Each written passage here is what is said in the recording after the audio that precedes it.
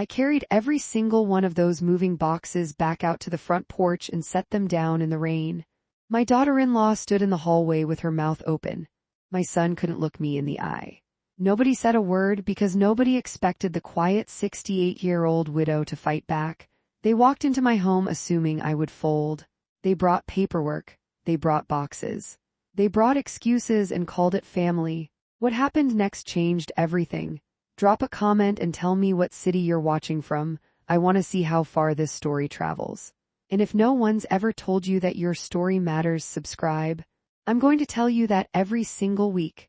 Let me tell you about the house on Willowbrook Road in Boulder, Colorado. It is not a grand house. The shutters have faded to a soft gray-green I've meant to repaint for years and never quite gotten around to. The front porch sags a little on the left side where Thomas always intended to fix the boards and never did. There's a thin crack in the kitchen tile near the stove from the hard freeze of 1991.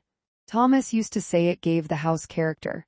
After he was gone, I couldn't bring myself to cover something he had touched and laughed about on an ordinary Tuesday morning over coffee. I have lived inside these walls for 41 years.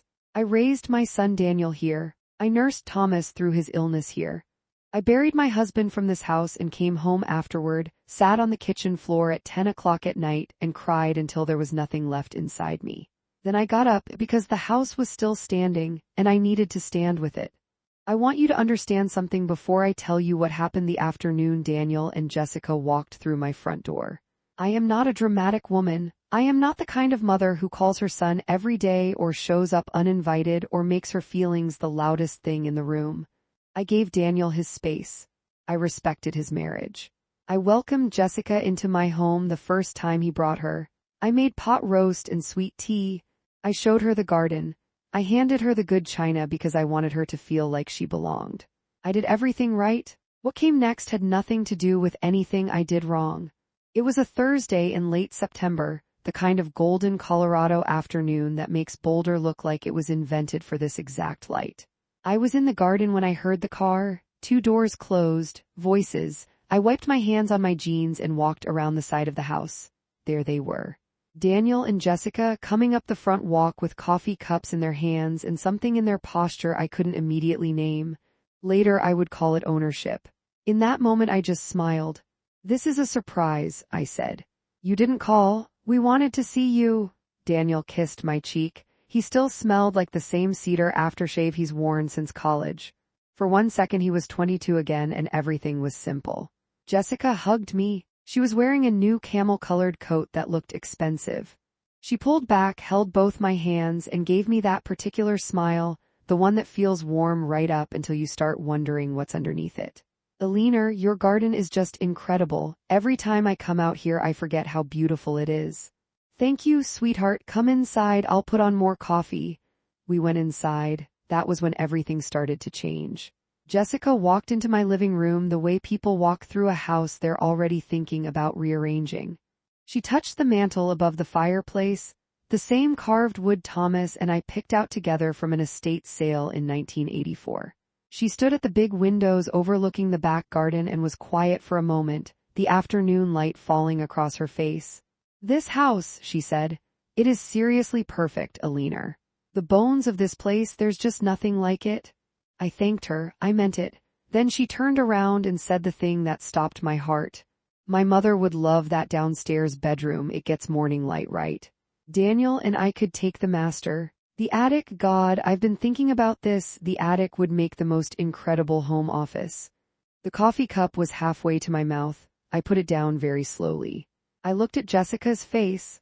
She was not speaking the way people speak when they're imagining something hypothetical. She was speaking the way someone speaks when they are already 10 steps ahead of you in a plan you were never invited to join. I looked at Daniel. He was looking at his coffee. "Jessica," I said carefully, "when did this become your house?" She laughed, light, easy, dismissive. "Oh, Alina, don't be dramatic. We're family." There it was, we're family. I have been alive for 68 years. I have heard those 2 words used to justify more violations than I can count. We're family means you'll share your dessert. We're family means you'll drive 2 hours on Christmas Eve. It does not mean your name gets erased from your own front door. "Daniel," I said, "did you hear what your wife just said? She assigned rooms in my house. Mom, let's just calm down for a second. I am perfectly calm. I'd like to understand what's happening here because it sounds like a conversation was had without me. Jessica sat down, crossed her legs, and spoke with the posture of someone who had prepared for this moment. Eleanor, we've been wanting to talk to you about something for a little while. Rent in Denver has gotten absolutely insane. We're paying nearly $3,000 a month for 1,200 square feet. Buying right now is practically impossible, and with the interest rates, I stopped her. I understand about rent. I understand about interest rates. That is a real problem. But I want you to go back to the beginning of this conversation, to the moment you walked through my front door, and tell me honestly whether you came here today to ask me something or to tell me something. She opened her mouth. Closed it. Daniel leaned forward. Mom, the house is huge. You're here alone. 5 bedrooms and it's just you. It doesn't make sense. That was the part that hurt, not Jessica. Jessica I had known for 8 years. Claire's agenda surprised me, but it did not destroy me. My son's silence, his willingness to sit there while his wife divided up my home and say nothing, that went somewhere much deeper. It doesn't make sense, I repeated slowly. Your mother living in the house your father built with his own hands doesn't make sense. Is that what you're telling me? That's not what I said. It's what you meant. He ran a hand through his hair. He looked tired, new lines around his eyes, something worn through that hadn't been there 5 years ago. Mom, we're not asking you to leave. We're saying we could all be together. You wouldn't be alone anymore. I stood up. I am going to say this once clearly so that no one in this room can claim later there was any confusion. This house belongs to me. I will decide what happens under this roof. And no, I am not going to discuss arrangements for rooms and offices and your mother-in-law's light exposure. This is not a property for you to arrange. It is my home. And I am asking you both right now to let this go. Silence. Jessica's jaw tightened almost imperceptibly. Daniel said nothing. After a moment, Jessica picked up her coffee, took a long sip, and smiled at me over the rim. Of course, Eleanor, we hear you. But her eyes said something different. And I knew, standing there in my own living room, that this was not over. They left an hour later.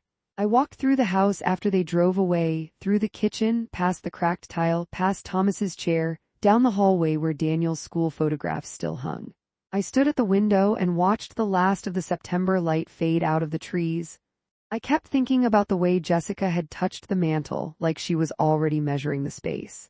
The next morning I was drinking my first cup of coffee when I heard a car in the driveway. No call, no text, no warning, Jessica's car. She knocked twice and opened the door, the same habit she had always had. Knock and enter at the same time. I had let it go for years because I wanted to be welcoming. That morning I understood my generosity had been mistaken for permission. I heard the sound before I saw what was happening. Cardboard scraping, heavy, rhythmic, moving boxes, the kind you get from U-Haul, flat, folded, stacked, the kind that exist for one specific purpose. Jessica was carrying an armful of them through my front door. She looked up and smiled. Morning, I thought I'd get a head start. Once we get the big stuff moved, it'll be a lot easier to stop. She stopped. Put those down. Something shifted behind her eyes, but she set the boxes down. Eleanor, I want you to listen to me carefully. I told you yesterday that this conversation was over. I told you this is my home and we were not discussing any kind of arrangement. Do you remember that? Yes, but I thought, what did you think? She took a breath. The smile came back, softer, more patient, the kind you use on someone you're managing rather than talking to. I thought after a night to sleep on it you might feel differently. Change is scary, Eleanor, I get it.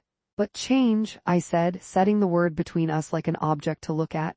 Jessica, you are not describing change, you are describing an invasion. You are standing in my hallway with moving boxes on a Friday morning without an invitation, without a phone call, without a single thought about what I want. That is not change. That is something else. Her chin went up slightly. You're living alone in a 5-bedroom house. Yes, I am because I own it. And it's not practical. It is not your job to decide what is practical for my life. We thought that together we could. Jessica, my voice was very quiet now. Quiet in the way that means the conversation has reached its bottom. There is no together here. You did not consult me. You did not ask me. You decided and then you arrived with boxes and you are now standing in my home as though the decision has already been made. I need you to hear me clearly. It has not. I am not moving to a guest room in my own house. I am not reorganizing my life around your financial situation. And I need you to take those boxes back to your car right now." The smile was completely gone. She looked at me for a long moment. Then she picked up the boxes one at a time and carried them back out to her car without a word. I stood in the hallway until I heard her engine start. Then I sat down on the bottom stair, the same stair where Daniel used to sit as a little boy to put on his sneakers, and held my own hands because I was shaking. Not from fear, from the effort of staying steady when everything in me wanted to break. Daniel called that afternoon. "Mom, Jessica told me what happened this morning." "Good. Then we're both informed."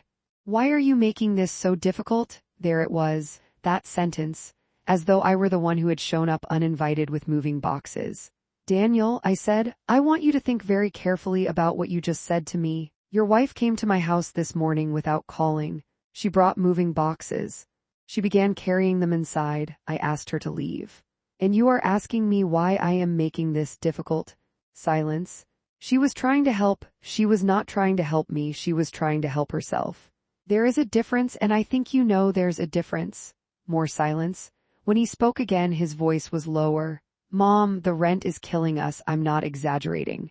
We are barely keeping our heads above water, and you have this big house and you're alone, and it just seems like what? Like the logical solution." "Logical," I repeated. "Daniel, I understand that you are struggling. It breaks my heart because you are my son, but there is a reason you don't move into someone's home without asking them. There is a reason you don't assign rooms in a house that doesn't belong to you. There is a reason you don't send your wife over with moving boxes before the other person has said yes. And the reason is that the other person, the person whose house it is, has not said yes." He didn't answer. "My home is not an emergency solution, Daniel. It is my life. This house is the place where your father and I built something, where I held you when you were sick, where I came home after your father's funeral and sat on the kitchen floor and figured out how to keep living. This is not a spare bedroom. This is everything I have left of the person I was before I lost him, and you are asking me to hand it over because rent in Denver is too high." The line was quiet for a long time. "I wasn't asking you to hand it over." "Then what were you asking?" He didn't answer because he knew. "When I say no," I said finally, softer now, "I am not choosing a house over my family. I am choosing to respect myself, and I need you to sit with that for a while. Because someday, I hope a very long time from now, I will be gone. And the things I want you to remember about your mother are not that she kept a nice garden. I want you to remember that she knew her own worth, that she did not disappear when someone needed her to, that she taught you, by example, what it looks like to hold your ground with love." He was quiet for a long time. Then quietly, "I hear you, Mom." 2 days later, Jessica called and apologized for moving too fast. She asked if she could come over just to talk. "No boxes," I said yes. She brought pale pink garden roses from the farmer's market. She sat across from me at the kitchen table and said she knew she had overstepped. She talked about her mother, also alone, and how the house could work for everyone. I looked at her and said, "I think you are very good at seeing what works for you, Jessica. I think you are slightly less practiced at seeing what works for other people. When you look at my house, what you see is a solution to your problem. What I see is my life." She asked what it would take. I told her this was not a negotiation. There were no terms she could meet. There was nothing. She left, and I locked the door not because I was afraid of her, but because I had just seen something in her eyes that told me I was not done yet. I was right. The call came from my attorney, Arthur Bennett, on a Tuesday morning. Someone had reached out to his office inquiring about the process for initiating a conservatorship in Colorado for an elderly person concerning questions about capacity to manage property. The inquiry was anonymous, but the paralegal described a young woman in her late 30s wearing a dark coat. I sat down in Thomas's chair and held the phone with both hands. If a court granted conservatorship, another party would be given legal authority over my assets, including the house. They would have to demonstrate diminished capacity. I was 68 years old. I gardened. I drove. I volunteered. I managed my own accounts. But I understood exactly what the inquiry meant. The direct approach had failed. Someone was looking for another way in. Arthur and I spent the next Thursday locking everything down. Updated estate documents, Durable power of attorney, healthcare directive, a clear paper trail of my capacity. I named my oldest friend Helen as my designated agent. When I walked out of his office onto Pearl Street, the November air hit my face and I stood on the sidewalk for a moment and just breathed.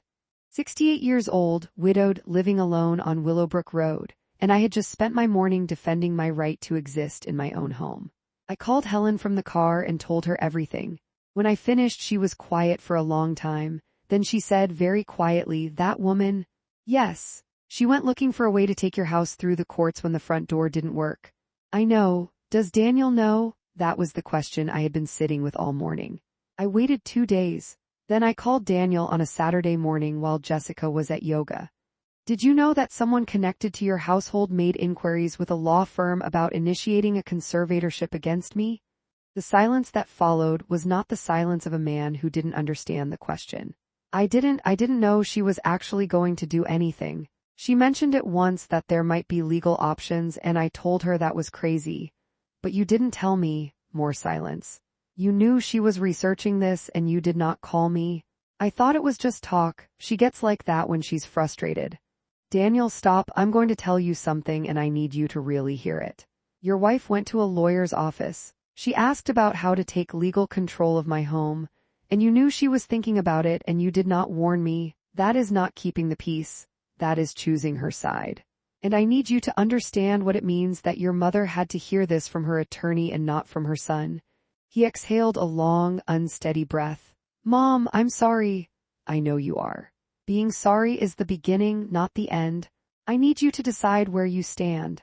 Because right now you are standing in the middle of a road and a car is coming and eventually you are going to have to move." A few days later, Daniel showed up unannounced. He stood in my hallway looking more like the 17-year-old version of himself than he had in 20 years. "I found out she actually retained someone," he said. "I called her from the parking lot of my office and told her to stop. Today, I told her this was over." We sat in the kitchen, I made tea. He told me the real version, not the rent story.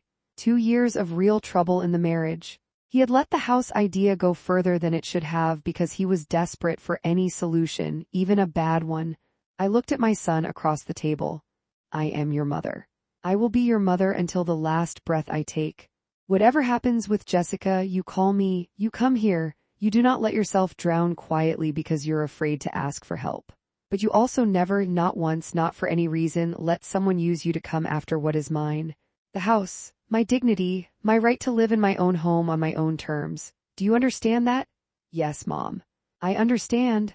The next day, Jessica came with a folder. Inside were my financial statements, accessed through an old joint account, and printed articles and ownership transfer language.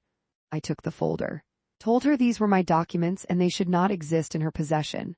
Told her to leave. Called Arthur. Closed the joint account that same day. Arthur's formal letter went out the next morning, clear, unambiguous language stating that Alina Hayes was fully represented, that her estate was secured, and that any further attempts would be met with immediate legal response. Jessica's attorney dropped her within hours. Then the real knife arrived. Linda Porter, Jessica's mother, called me, 71 years old, living in a short-term rental because Jessica had told her in August that I had invited her to come live with me. Linda had given up her apartment of 11 years in October based on that lie. The rental ran out in 4 days. Claire had used her own mother as leverage. I gave Linda Helen's number. Helen got her into a proper place within the week. Daniel found the notes that weekend. Jessica's handwriting on a yellow legal pad dated from August before she ever walked through my door. A sequence. Establish interest, practical conversation about shared living, then if direct approach fails, explore legal options, rate capacity. Conservatorship timeline 6-8 months. In the line that stopped my breath. Tell Mom it's confirmed, get her to give notice in October. August 14th. She had told her mother the invitation was confirmed before she had even asked me. Daniel put the folder on my kitchen table, asked Jessica to leave the apartment that morning, and told her he was choosing reality over a story. Linda decided to pursue legal action. The notes became evidence. Jessica's new attorney settled before the end of the year, moving costs, 6 months rent differential, and a written acknowledgement that what she told her mother was not accurate. Christmas came. Daniel slept in his old room. My daughter Sophia and the grandchildren filled the house. We found the pickle ornament. We ate too much. For the first time in months, the house felt like itself again. In January, Jessica called. She was in therapy. She said the woman who wrote those notes scared her. She wasn't asking for anything. She just wanted me to know she was trying not to be that person anymore. I told her the door has always been open to people who walk through it with honesty, not performance. Real honesty. If she ever finds that, we can figure out what's possible. I am still here. Not because the storm was small, because I refuse to move. A person's kindness should never become an invitation for others to control them. A parent's love should never mean losing themselves. And a home is not just where you live. It is where you decide every single day who you are. I decided. I am Alina Hayes. I am 68 years old. I am a widow, a mother, a grandmother, a gardener, and a woman who still volunteers at the library on Wednesday mornings and makes chicken soup in November and has a crack in her kitchen tile she is never going to fix. I live on Willowbrook Road in the house my husband and I built in the life I earned, and I am not going anywhere.